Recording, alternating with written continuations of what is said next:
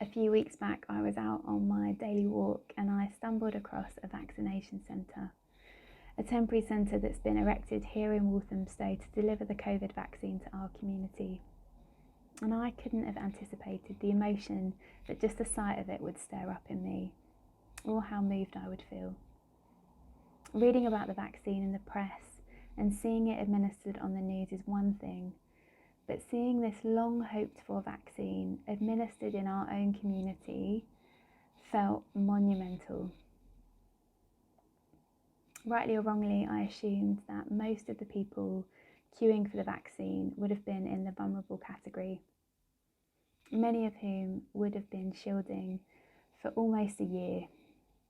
I know personally how much hope I've pinned on the vaccine, but for that group in particular, I can't imagine how much more significant it must feel for them. It marks an end to the fear around contracting the virus and the hope of returning to freedom and to friends and family in the coming months.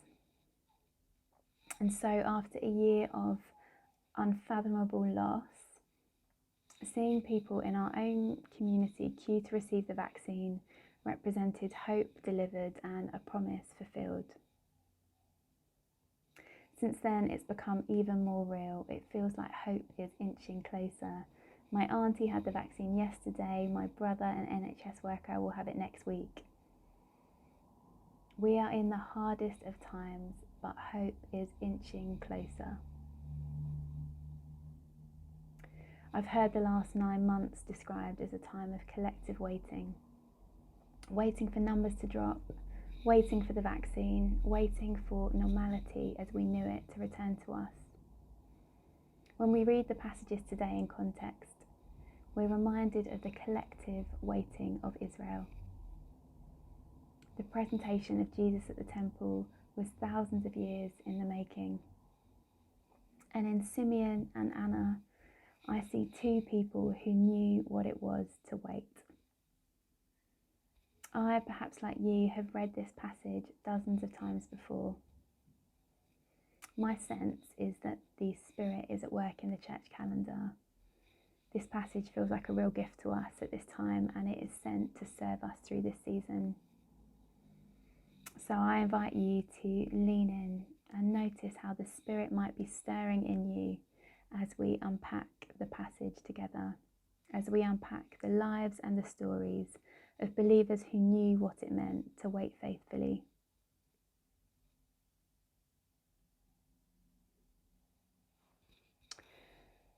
At the start of the passage, we meet Mary and Joseph visiting the temple to fulfill the rituals required of them by the Jewish law.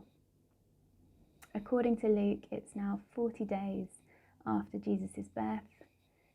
Jesus had been circumcised and named, and now his parents return to the temple for Mary's purification, a ritual that would have been required of her after childbirth. They're also offering a sacrifice that would consecrate Jesus to the Lord. Their engagement with these rituals is a reminder to all that as well as being the one sent to overcome the law, Jesus was man and Jew, a Jew among Jews. And so in honour and respect to the community and to God, Mary and Joseph engage in a tradition that their child would one day overcome. Exactly as we heard in the reading from Malachi. Here we're seeing the very first seed of redemption. The redemptive work that Jesus would continue throughout his life starts here in the temple.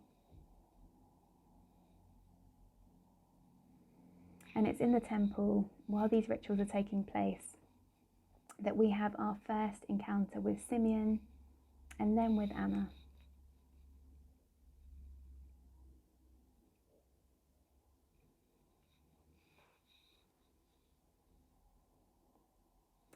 First, we meet Simeon, a man who is known for his faith. We're told that he was righteous and devout, and that the Holy Spirit was upon him. God has made big promises to Simeon at this point, but they've not come quickly. We meet him at this momentous point in his life that had been preceded by a whole lifetime of waiting.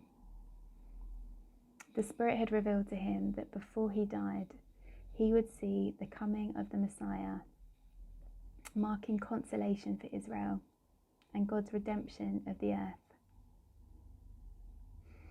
I think back to my reaction at the vaccine, and I imagine it was just a fraction of Simeon's reaction. We're told that the sight of the child sparks a move of the Spirit. Simeon responds immediately, singing, "For my eyes have seen your salvation, which you have prepared in the sight of all nations, a light for revelation to the Gentiles, and the glory of your people Israel." These words will be familiar to many of you. We often say them in the liturgy that follows communion or evening prayer. Many of you will have prayed them dozens, if not hundreds of times before. Next, Luke introduces us to Anna, and I really feel for Anna. Like Simeon, Anna is an older woman with a difficult life behind her. At the time, a woman's sole vocation would have been to be a wife and to have a family. She was married for 7 years, widowed young, and never remarried as would have been expected of her. When we meet her, she's 84, and it's likely she spent the best part of 60 years as a single woman in a culture that champions marriage. To look at this life in the context of her culture, Anna doesn't really have much to show or to demonstrate as a life well lived.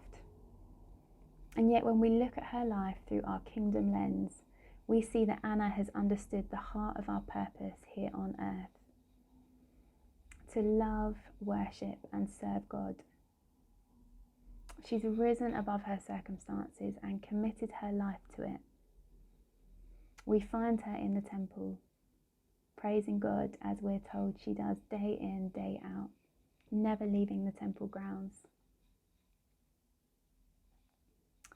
For me, the last year has felt like a life lived in a void, in the gap between our pre-COVID existence and the hope of post-pandemic normality returning to us.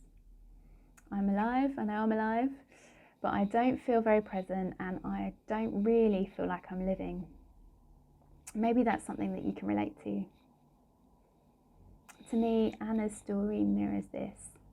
In the years between the end of her marriage and this significant encounter in the temple, she spent decades, her entire life really, without a traditional vocation, with praise as her sole purpose, whilst waiting on God's promise. And if, like me, you are wrestling with your vocation at the moment, wondering how to be useful to God from the confines of your home, we can follow Anna's example. I wonder if in this season, prayer and praise are our sole purpose. Perhaps committing to pray deeply and regularly for those around us and praising God through the throes of this pandemic is the vocation of our dispersed church for this moment. The passage continues. She gave thanks to God and spoke about the child to all who were looking forward to the redemption of Jerusalem. Anna gave thanks and encouraged other believers who had been waiting for the Messiah that had been promised. She encouraged them that hope had come, that redemption was in motion. She didn't keep her encounter with Jesus a secret. She shared the hope that had been revealed to her with those around her. And again, perhaps there's an invitation in this for us to come close to God in prayer, remind ourselves of the hope that we have in Jesus, and then bear that light and that hope to those around us, particularly those who are hurting. I've been lucky to spend a couple of days over the last few years at a community called Hope Weavers in Southampton. They're a retreat centre. The idea is that you retreat there and pray. You're tended to by God, and then you return to your community having met with God deeply, bursting with the fruit of that time, and then able to weave the hope that you've encountered personally into your community. We obviously can't visit Hope Weavers anytime soon, but we can follow Anna's example to tell others of the hope that we've been witness to and to weave it into their lives.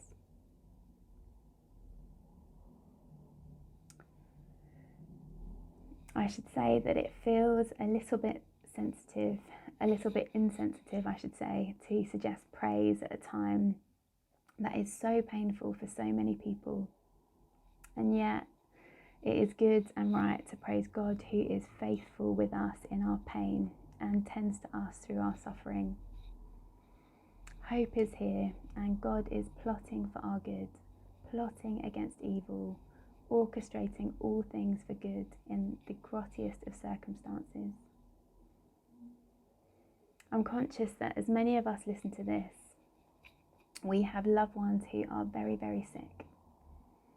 While some of us might be in the throes of grief, having lost people that we love this year, others of us might have wrestled with mental health challenges throughout this period of isolation. And alongside that, we're all spinning multiple new plates, making finances balance, keeping the peace at home, maybe homeschooling.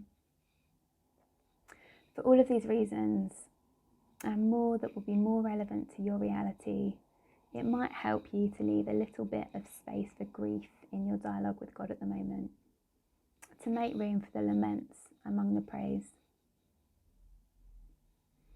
What I love about this passage is that while both Simeon and Anna respond to the hope of Jesus with praise, Simeon responds with a song of praise and sorrow, while Anna brings joy and thanksgiving. In the same breath, Simeon's praise acknowledges both salvation and sorrow. He sees that what lies in Jesus, the hope of the world, also brings great pain at the cross. Great pain to Jesus and great pain to those who love him. Simeon and Anna approach praise from the same encounter in the temple from vastly different perspectives.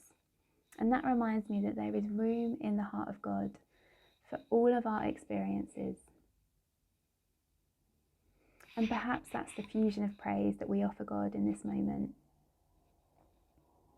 Praise that celebrates promises fulfilled by a faithful God, while acknowledging the parts of our story we are still trusting God to redeem.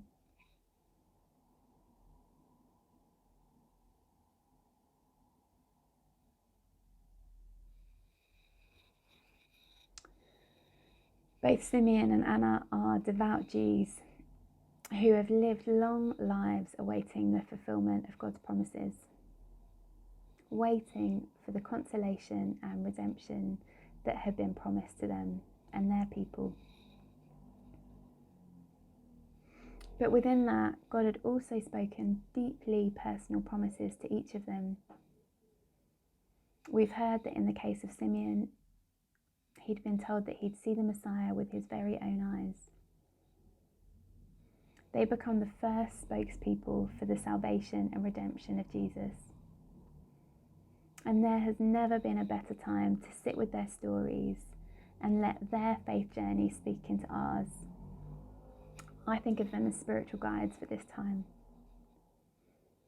The stories, the encounter in the temple, it teaches us how to live in the tension between waiting and fulfillment.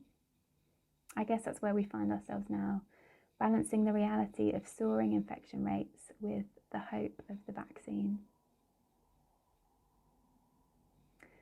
The pain of our present reality muddled with excitement and hope for the future that might await us in the summer.